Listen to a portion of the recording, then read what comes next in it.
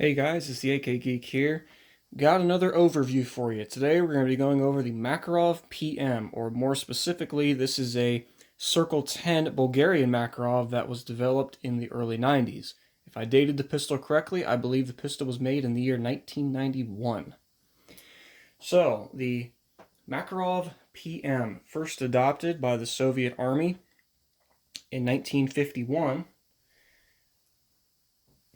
is a double single action direct blowback pistol. It's chambered in the 9x18mm Makarov cartridge. Full steel frame gun. It is a double single action gun. We've gone over this before. Essentially what that means. First pull of the trigger is going to be a long, heavy double action pull. And then after the gun cycles, it's going to be in that nice, crisp, single action mode. Has fixed military style sights. Has a decocking lever right up here, as opposed to a traditional, more manual cocked and locked configuration of a manual safety. So essentially, the proper way to carry this pistol, you load the magazine, chamber around, the hammer will be back at that point. Then you lift up on the decocking lever. That will decock the pistol. It will put the gun in safe, so when it's up in the safety notch, cannot pull the trigger, and you cannot rack slide back. Completely locks the gun up, but you can still remove the magazine. So then you would drop the gun down off of the safety notch, and then boom, you're back in your fire position. So then when you pull the gun out to engage a threat or to fire, your first shot would be a longer, heavy, double action pull. Magazine release on this is a little different than what you may be used to. This is a heel release. So essentially what happens is you pull down on this little tab here, and that will release the magazine. So best way to really do this, you'd be having the pistol in this configuration. In your dominant hand, you'd reach up, lock the knuckle of your pointer finger right there on the front of the magazine. That's why it's designed that way. And you push back with your thumb, pull the magazine out. This has a 8-round magazine. It is open windowed like this. Not 100% sure on the reasoning for why the magazines were open on the Makarov pistols. These are also open on the Stechkin automatic pistol, if I remember correctly as well. Not 100% sure on the reasoning of that. I guess it was like a primitive version of a witness hole. Not 100% sure. If you guys know that in the comment section below, please let me know. But yeah, Makarov developed in 1951 to replace the Tokarev TT-33 and M1895 Nagant service pistols in Soviet service. So we'll go over that briefly here real quick, talking about the reasoning for why they adopted the Makarov and decided to phase out some of the older pistols. So we'll go back to, let's go way back in time. Even, and this gun actually predates, or this family of pistols I should say, predates the Makarov PM. And that is the M1895 Nagant, a double single action revolver, a gas seal revolver, I may add. 7 shots, gate loading, chambered in 7.62 by 38mm rimmed, which is probably one of the oddest looking cartridges you'll ever see in your life. This guy right here. As you can see down in there, let's see if we can get the camera to focus. It's kind of hard to because there's so much going on in the background here. But yeah, the bullet, flat tip bullet, sitting down inside the case. That is so that you can have a full seal between the cylinder and the barrel. And that, since it's a gas seal revolver, just a quick lesson real quick for what that means. Put my hand back here so you can really focus in on. See the front face of that chamber and the rear of the barrel. Cylinder moves forward when the gun is cocked, fully sealing the cylinder to the barrel, giving you max velocity on the cartridge and max performance out of the cartridge, so you're not losing anything when firing, because as with most revolvers, you're going to have some blowout of powder and gas coming out the side of that cylinder there. So this was definitely a 1800s design. In my opinion, it was even a bit dated when it was first adopted, simply because at that point in time, other nations were adopting revolvers that were more powerful and they had swing-out cylinders for faster reloading, but as this was a common theme before the Great War. They had this mindset of supreme reliability, and they had this thought process that a swing-out cylinder or a top brake would impede reliability somehow. So there were still many nations, like the Italians and a few others and the French as well, had this idea that we keep a fixed cylinder with a gate loader that will give us the maximum amount of reliability. So this pistol would remain in service through the Tsarist army and then up until the early days of the Soviet Union, and it would remain the standard until it would be formally replaced, or somewhat formally replaced, by the Tokarev TT-33.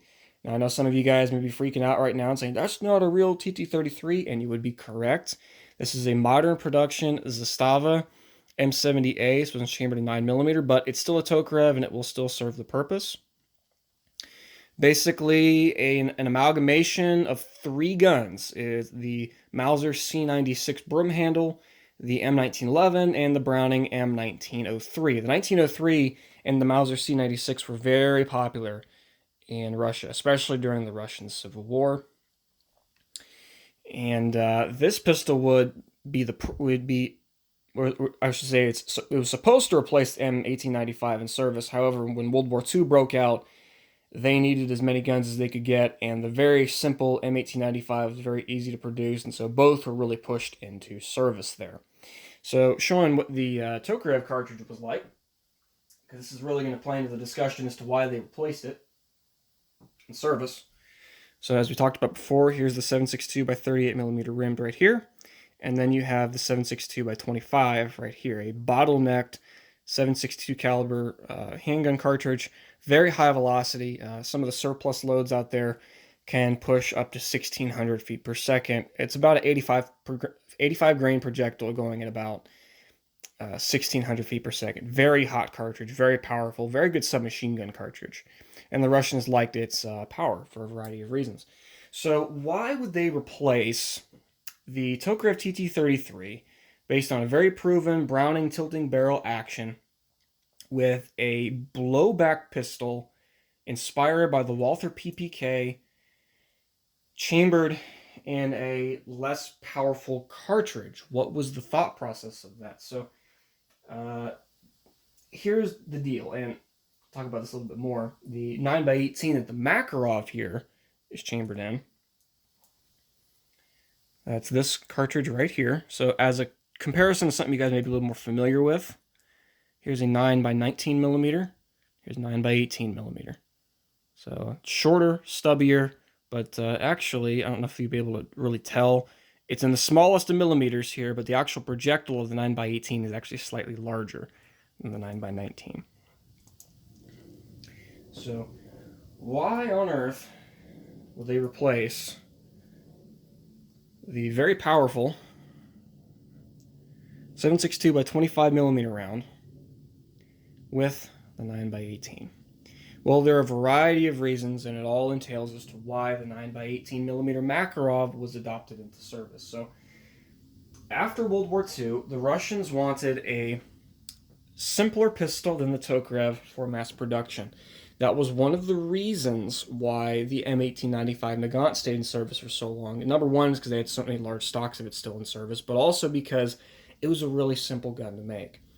And within many circles, the Russians thought that the 7.62-25 was just a bit too powerful for a handgun cartridge. They liked it in the format of a submachine gun, but for a handgun, they really didn't feel like they needed like this, little hand rocket in their hand. And so they figured, let's get something a little bit simpler, something a tad bit smaller, and something that's really easier to produce. They had a lot of experience with the Walther PPK. That was a pretty popular pistol in that point in time in the world, and that is what Nikolai Makarov ultimately based his pistol on. So essentially what a blowback pistol is, it's very simple. The principle's been around for many years. Most pistols, like the Tokarev TT-33, CZ-75, Browning High Power 1911, the list goes on, they have what's called a short recoil locking mechanism, or a tilting barrel system. So essentially what that means is when the slide is coming back on one of those types of pistols, it'll actually push the barrel down and will unlock the pistol once pressures have decreased in the barrel to safely extract the cartridge. With a blowback pistol like the Makarov and Walther PPK and so on and so forth, explicitly the Makarov, it has a fixed barrel. So this barrel does not move. It is fixed to the frame, which does make this a very accurate pistol. But the only thing that's keeping this gun safe when firing during extraction is the weight of the slide and the strength of the spring. That's all that's causing this. That's the locking mechanism. The weight of the slide and the weight of the spring. And those will keep the slide forward on the pistol until the pressure drops in the chamber enough to be able to reliably and safely extract the cartridge and then feed the next round. Okay? Very, very simple system. And as a matter of fact, let's just go ahead and break this down for you. So to break down Makarov, very simple. Pull down on the trigger guard here, and you pull to one side or the other. Trigger guard will be locked there in frame. And then all you got to do, pull on the slide, lift up, and then boom, you see the guts. So this will really help break down exactly what it is. So this is the locking mechanism right here. This long spring. As you can see there, barrel is fixed to the frame. So really, when this gun is working, the only thing that's keeping this gun safe during firing before it's safe to extract the cartridge is the weight of that spring and the weight of this pretty heavy-duty slide. And that's it. And as you can see just from here from the guts and how easy it was to take apart, this is a brutally simple pistol. Brutally simple. All right? So, and that was one of the reasons why the Russians really, really wanted this. It's kind of awkward to do this on camera here. Let me see here. There we go. And once you get the slide back on there, pop it up, pop the trigger guard back in place. Back in business. So the Makarov would remain in service for a number of years. Heck, it's still seeing service within the Russian military. They've produced millions of them. They've inspired many clones and copies and variants throughout the world. As was a common practice within the Soviet arms bureaucracy, basically whatever caliber the Russians adopted, they wanted their satellite states or their allies, their communist allies, to adopt a very similar cartridge. So you see a wide variety of pistols chambered in 9x18. I know that Poland adopted, I believe it was the VZ63. Don't quote me on that. Probably butchering that one. The PM63.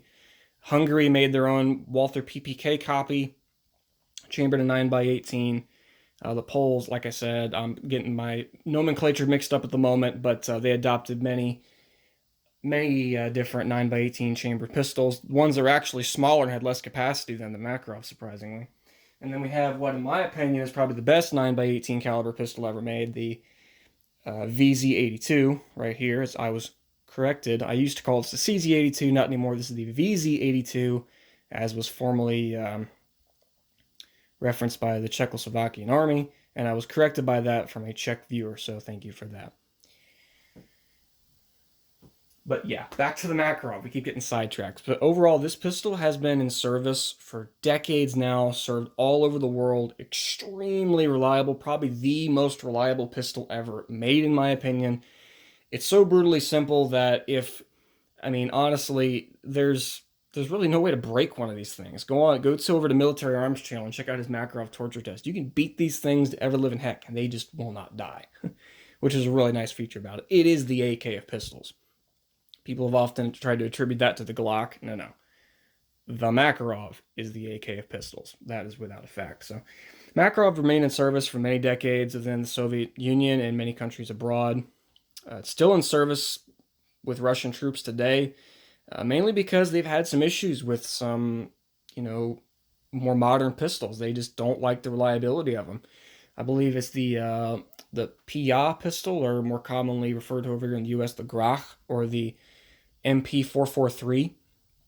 Basically a modern 9mm double stack, 18 shot, Browning tilting barrel kind of pistol. And from what I've been hearing, the Russians have had some reliability problems out of those guys.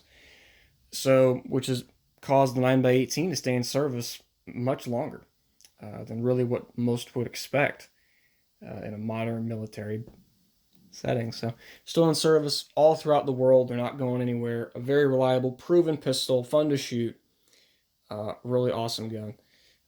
This pistol is not mine. This one does belong to my dad, but hey, I have access to it all the time, so that's really cool. This is actually his concealed carry gun. He does carry it with some Silver Bear, I believe, hollow points. And I recommended those to him simply just because 9x18 in terms of hollow points tends to really act like 380. It tends to expand a lot but not penetrate a whole lot. And I think for a concealed carry gun, you want something to be able to punch through a little bit deeper. And out of all the 9x18 caliber ballistics I've seen, that round actually performs the best. It's got a good balance between barrier penetration and expansion. So there's that. So I hope you've liked this crash course on the Makarov, guys. If you have, please be sure to like, rate, and subscribe. Leave a comment down below. If you got a Makarov, let me know what you think of it. And if you got any questions, comments, or concerns, leave them in the comment section down below. And I will see you guys next time. Take it easy.